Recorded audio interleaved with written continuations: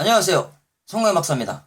자, 오늘도 돋보기 성경 연구를 통해서 출애굽기 25장부터 27장까지 하나님의 의도가 무엇인지를 깨닫는 시간을 갖겠습니다.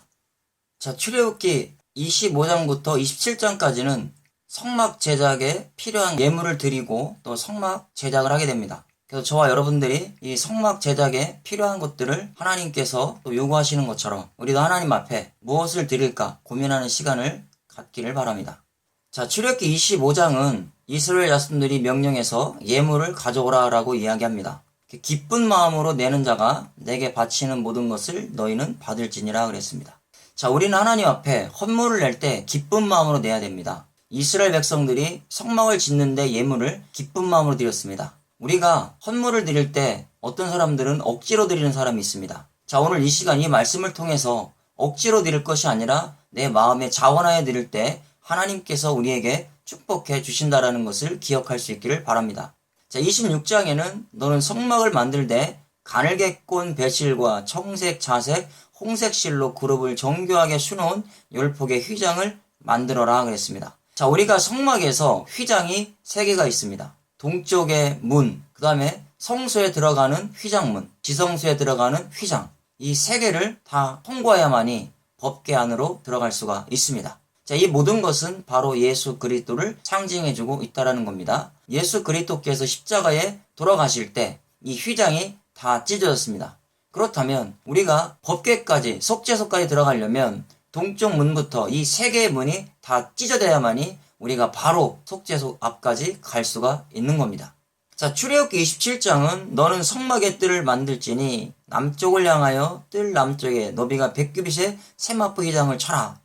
자, 여기도 성막을 지을 때 성막 안 뜰을 바깥과 안에를 경계하는 휘장을 만들었다라는 겁니다. 그래서 이 휘장 때문에 세상 밖과 세상 안이 분리가 된다라는 것을 우리가 알 수 있습니다. 우리가 구속사 관점에서 한번 생각해 보겠습니다. 하나님께서 왜 성막을 제작하라고 하셨을까요? 이스라엘 백성들은 유월절을 통해서 원죄가 회복되었습니다. 자, 원죄가 회복된 사람들은 자범죄를 해결해야 됩니다. 자범죄를 해결하기 위해서는 스스로 할 수가 없습니다. 그래서 하나님께서 성막을 만들라고 명령하셨던 겁니다. 자, 우리도 예수 그리스도의 피로 원죄가 사라졌습니다. 자, 원죄가 사라졌다고 해서 죄인이 아닌 것은 아닙니다. 아직도 자범죄의 죄인이라는 것을 우리가 깨달아야 됩니다. 그럼 자범죄의 죄인은 어떻게 죄를 회개할까요?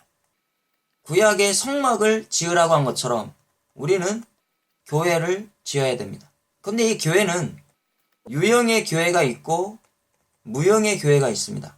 자, 유형의 교회는 건물을 의미할 수 있습니다. 그럼 무형의 교회는 구원받은 하나님의 백성들입니다.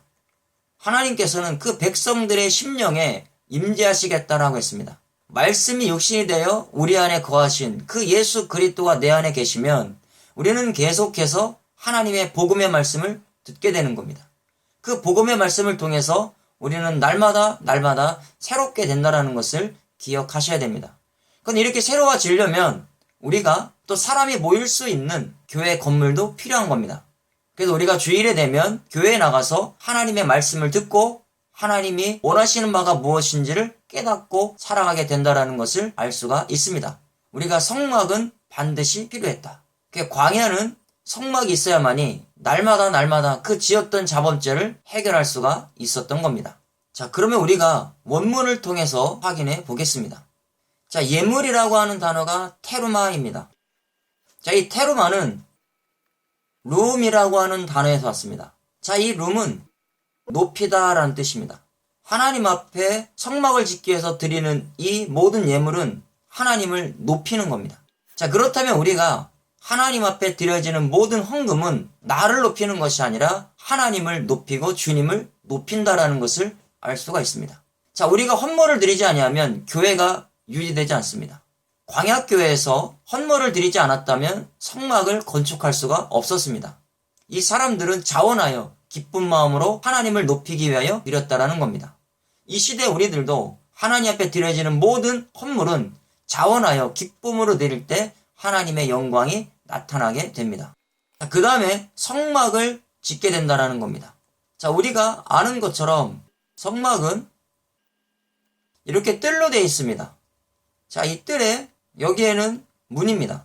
그리고 번제단이 있고 물두멍이 있고 여기에는 금등대가 있고 떡상이 있으며 분향단이 있고 법궤가 있습니다. 이 모든 것을 만들기 위해서는 예물이 필요했다라는 겁니다.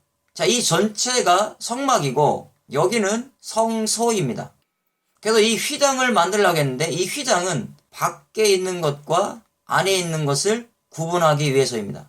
그래서 이 전체가 지금으로는 교회를 상징해주고 있습니다. 자, 여기에 있는 이 미시칸이라고 하는 이 성막이라는 단어는 샤칸이라고 하는 동사에서 왔습니다. 샤칸은 임재하다라는 뜻입니다. 하나님께서 임재하는 곳이 성막입니다. 자, 그러면 우리는 눈에 보이는 성막이 아니라 내 자체가 성막이 되어야 됩니다. 말씀이 육신이 되어 우리 안에 예수 그리스도가 장막을 치신 사람이 바로 구원받은 백성이라는 겁니다. 하나님께서 성막을 지으라고 명령하신 이유는 하나님의 임재가 하고 싶었던 겁니다. 하나님의 임재, 그 임재를 쉐키나라고 얘기하는 겁니다. 자, 이 쉐키나는 하나님의 영광의 구름을 상징해주고 있습니다. 두 그룹 사이에 하나님의 임재가 나타났던 겁니다. 그것이 바로 쉐키나입니다. 자, 그 다음에 성막들을 만들려고 했습니다. 성막들은 하체르입니다. 바로 그 전체 성소를 보호하고 있는 성소의 뜰을 만들라라고 말씀하고 있습니다. 그럼 구원받지 못한 백성들은 이 안으로 들어갈 수가 없습니다. 밖에서는 이 안에 있는 기구들이 절대 보이지 않습니다. 구원받지 못한 백성들은 성막 안에 무엇이 있는지를 깨닫지를 못합니다. 구원받아서 이 동쪽문을 향하여 들어갔을 때 그때 물두멍과 번제단과 성소가 있다라는 것을 알게 된다라는 겁니다. 자, 이 시간 우리는 성막 제작에 대해서 생각해 봤습니다. 하나님께서 왜 성막을 지으라고 했습니까? 자범죄의 회개입니다. 그러면 우리도 구원받았으니 내 멋대로 살아야 된다? 안 됩니다. 교회 나와서 항상 예수 그리스도의 피로 나의 자범죄를 매일마다 회개하여 거룩한 삶을 살아야 되는 겁니다. 그것이 하나님의 목적입니다. 이 시간 성막 제작을 통해서 예수 그리스도의 자범죄, 예수님은 원죄와 자범죄를 다 해결해 주신 분이기 때문에 이 시간 자범죄를 매일마다 회개하는 저와 여러분 될 수 있기를 바랍니다. 수고하셨습니다.